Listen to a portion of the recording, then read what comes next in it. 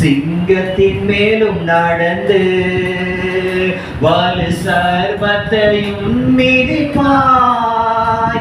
அவர் நாமத்தை நீ முற்றும் நம்பினதால் உன்னை விடுவித்து காத்திடுவார்.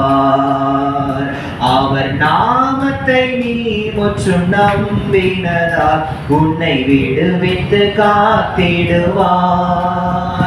அவர் சட்டையின் கீழ் அடைக்கலம் போகவே தம் சிறகுகளால் மூடுவார்.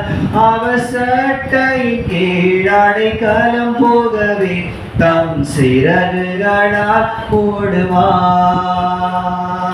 ஆபத்திலும் அவரை நான் நோக்கி கூப்பிடும் வேளையிலும் என்னை காப்புவித்தே முற்றும் ரட்சிப்பாரே.